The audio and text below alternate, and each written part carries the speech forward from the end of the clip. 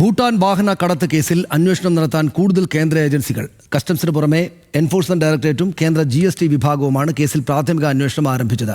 വാഹനങ്ങളുമായി ബന്ധപ്പെട്ട രേഖകൾ നേരിട്ട് ഹാജരാക്കി നിയമവിരുദ്ധമല്ല എന്ന് തെളിയിക്കാൻ നടൻ ദുൽഖർ സൽമാൻ അടക്കമുള്ളവർക്ക് കസ്റ്റംസ് പ്രിവന്റീവ് വിഭാഗം നിർദ്ദേശം നൽകി. ഓപ്പറേഷൻ നുംഖോറിന്റെ ഭാഗമായി ഇടനിലക്കാർ നടത്തിയ തട്ടിപ്പ് വിശദമായി അന്വേഷിക്കാനാണ് കേന്ദ്ര ഏജൻസികളുടെ തീരുമാനം. ഭൂട്ടാനിൽ നിന്ന് നിയമവിരുദ്ധമായി വാഹനങ്ങൾ അതിർത്തി കടത്തി രജിസ്ട്രേഷൻ മാറ്റി വിൽപ്പന നടത്തിയതിനു പിന്നിൽ കള്ളപ്പണ ഇടപാടുകൾ നടന്നിട്ടുണ്ടോ എന്ന പരിശോധന എൻഫോഴ്സ്മെന്റ് ഡയറക്ടറേറ്റ് ആരംഭിച്ചു. ഇതിന്റെ ഭാഗമായി കസ്റ്റംസിനോട് ED വിവരങ്ങൾ തേടി. GST വെട്ടിപ്പ് സംബന്ധിച്ച് കേന്ദ്ര GST വിഭാഗവും അന്വേഷിക്കും. എംബസികളുടെ പേരിൽ വ്യാജരേഖകൾ ചമച്ചത് വിദേശ മന്ത്രാലയവും പരിശോധിക്കുന്നുണ്ട്.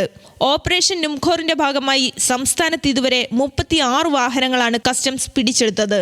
ഇതിൽ നടന്മാരായ ദുൽഖർ സൽമാന്റെയും അമിത് ചക്കാലക്കലിന്റെയും അടക്കമുള്ള 4 വാഹനങ്ങൾ മാത്രമാണ് കസ്റ്റംസ് കസ്റ്റഡിയിൽ സൂക്ഷിച്ചിട്ടുള്ളത്. മറ്റു വാഹനങ്ങൾ ഉടമകൾ തന്നെ സേഫ് കസ്റ്റഡിയിൽ സൂക്ഷിക്കണം. നിയമ നടപടി അവസാനിക്കും വരെ ഈ കാറുകൾ ഉപയോഗിക്കാൻ പാടില്ല. നിയമവിരുദ്ധമായല്ല ഇത് എത്തിച്ചതെന്ന് തെളിയിക്കാനുള്ള ബാധ്യത ഉടമകൾക്കാണ്. തന്റെ കൈവശമുള്ള ഒരു വാഹനം മാത്രമാണ് കസ്റ്റഡിയിലെടുത്തതെന്ന് നടൻ അമിത് ചക്കാലക്കൽ പറഞ്ഞു. എന്റെ വാഹനമായിട്ട് ഞാൻ ഇവിടെ യൂസ് ചെയ്തിരുന്ന ഏകദേശം 5 വർഷമായിട്ട് ഇവിടെ യൂസ് ചെയ്തുകൊണ്ടിരുന്നതാണ്. ഞാൻ നുണ പറയുന്നതല്ല, ഇത് ജെനുവിനാണെന്നുള്ളത് നമ്മൾ കൊടുക്കേണ്ടെല്ലാം കൊടുത്തിട്ടുണ്ട്.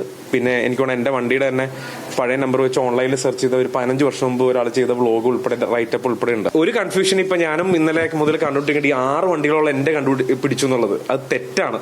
കാര്യം വർക്ക്ഷോപ്പിൽ കിടന്ന പല ആൾക്കാരുടെ വണ്ടികളാണത്. എന്റെ ഒറ്റ വണ്ടിയുള്ളൂ. ദുൽഖർ സൽമാൻ അടക്കമുള്ള ആളുകൾ വരും ദിവസം രേഖകളുമായി കസ്റ്റംസ് ഓഫീസിൽ എത്തുമെന്നാണ് വിവരം. ന്യൂസ് മലയാളം, കൊച്ചി.